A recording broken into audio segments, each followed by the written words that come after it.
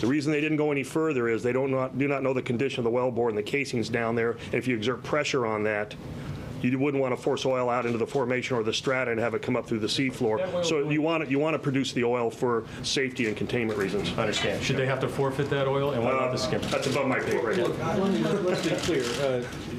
They are the responsible party. They're going to bear the cost for exactly what the Admiral is describing. I think those costs are likely to greatly exceed what the oil that is recouped is sold for on the market.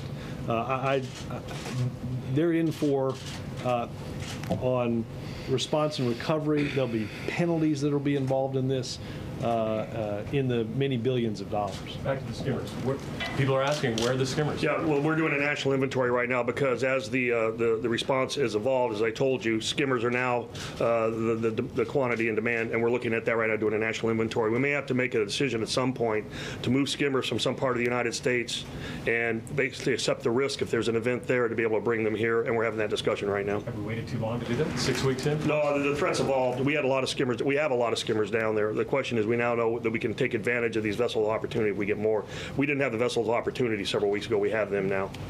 Suzanne? Admiral, NOAA at the University of South Florida have been doing water samples underwater to see if there are underwater oil plumes. What do we know about that in terms of the existence of these big oil plumes and whether or not they'll come to the surface? Yeah, what we know is they found densities below the surface, and the question is, of those dense masses they found, how much hydrocarbons or oil is there. We've had a couple of cruises that came up with some of that data. What Jane Lubchenco has done, she's dispatched a fleet of NOAA ships, and one of them's out actually right around the platform themselves. I was out there last week, and there was a NOAA vessel taking water samples, and what they're doing is they're taking water samples at different depths to try and establish the amount of hydrocarbons that are in them in particular depth. And she wants to make a model of the entire Gulf to find out, because if you go down, there's a density there. You can go back the next day and it may not be there because it moves around. What she's trying to create is a model of the entire Gulf. It's kind of like filling in the pixels on a screen with data samples that go down through the water column to try and measure what the hydrocarbons are there. That's happening right now. That'll ultimately have to be put into a computer and come up with a data model for the Gulf. But that's what's going on. So do we know if there are big, large oil plumes underwater yet, or that has not been? It hasn't been established by testing. We understand there are dense, there are densities down there, but as she would say, they haven't been characterized yet, and that's the reason they're doing the sampling right now and testing it. And then also there are conflicting reports whether or not there are birds that are covered in oil from Texas, as far as Texas. Is that true or not? I haven't got that report, but we'll certainly follow up and get it back to you on that. I personally haven't been given a report on Texas.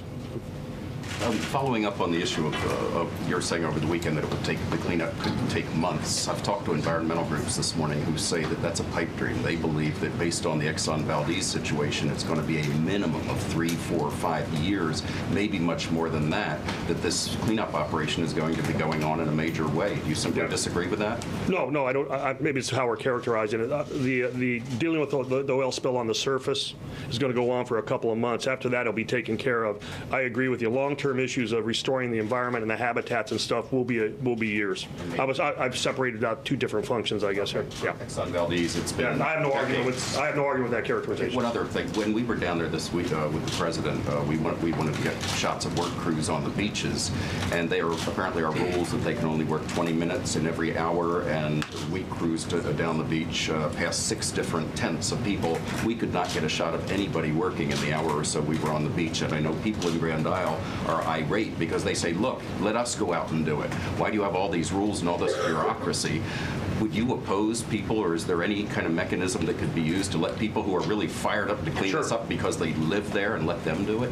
We have a program where it's called Qualified Community Responders, where we bring them in and we teach them to do certain tasks, and it could be driving the vehicles up and down the beach, some basic training on raking and removing debris and those sort of things.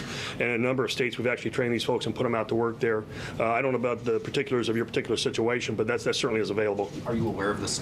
Is there really, as we were told, a 20-minute limit in each hour that they can work? I'm not familiar personally, but we will get the information and follow up with it. I mean, and obviously, Chip, anybody that deals with and comes in contact with this substance, there's, as the Admiral said, there's a training program that is involved in, and we're taking worker health extremely seriously. We don't want to find, as you said, months, months, or years later, that we didn't put enough safeguard in on the front end to ensure the health of those that have either been contracted or want to volunteer to help at the beaches.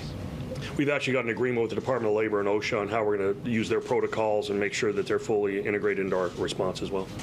Sir, as I understand it, the containment cap is now putting out more oil than the ship above it is able to carry. You mentioned that BP is going to bring another ship in. Why is the company just doing that now? Why does it seem like we're always just one step behind here? Well, they're not at a production rate yet that will tax. They potentially could be there as they're spooling it up. There's going to be a second vessel brought in. Isn't that why they didn't close that fourth valve? Because they didn't want to get to a They rate are not to the full rate yet, is my understanding. There's also, as I understand it also, there are, as you said, there is concern about hydrates. There's concern about pressure.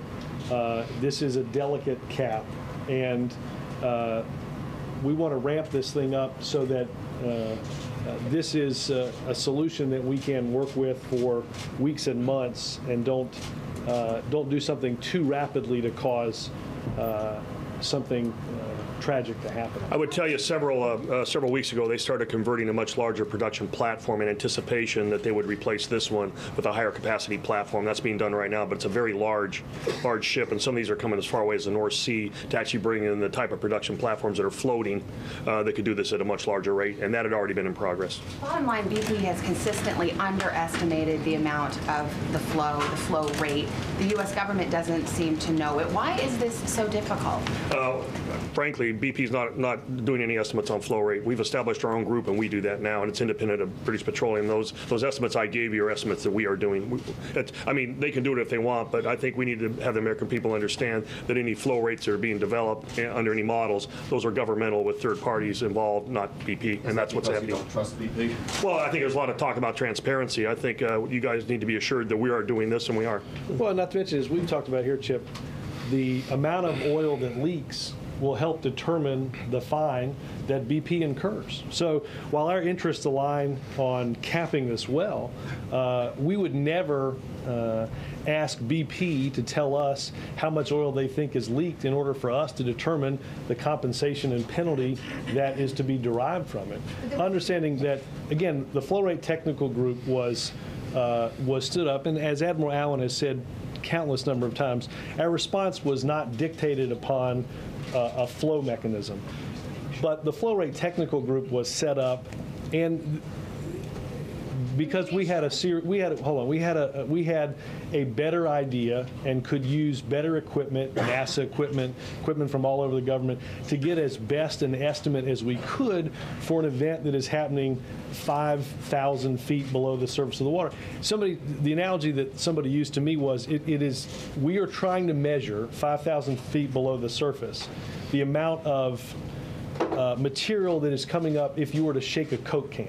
Now, that's not a perfect analogy because most Coke cans are 12 ounces and you know the amount. So the flow rate technical group is going back and looking at the information that we have now, the information post the shear cut, and whether or not, as the Admiral said, we can get a closer range as to what is happening. And there was a time when you guys were saying a lot that the flow rate wasn't essential because you were planning for the worst case scenario. But there's now a couple of examples. That always, right. and that's but always it is relevant, No, right? I mean, to how much you're able Exactly. to capture, No, you're making a great whether point. top kill is going to be At one point effective. in the response, we said, okay, it's time to get a better estimate on that because ultimately we have to know the entire amount of oil that was discharged, not only for the purposes of what falls on in terms of accountability of BP, but able to assess the overall environmental impact of exactly how much oil is out there. So you're absolutely right. But in the beginning, it wasn't quite as required in terms of timeliness, but is required, has to be done, and that's the reason we're doing it.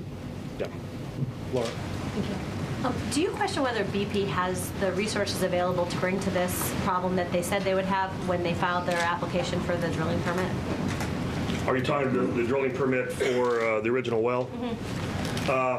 We have far exceeded the assets being brought to this problem that were indicated in there. You're talking about their spill response plan? Yeah. Yeah. We far exceeded that now because of the breadth of this thing. It's from Louisiana clear to Port St. Joe, Florida. So the actual resources out there are far beyond what they identified in their plan. Does BP have, is BP So BP has brought all that they said they would and Yes. more? Yeah, the resources identified in their plan were all brought to bear. Yeah, that's correct.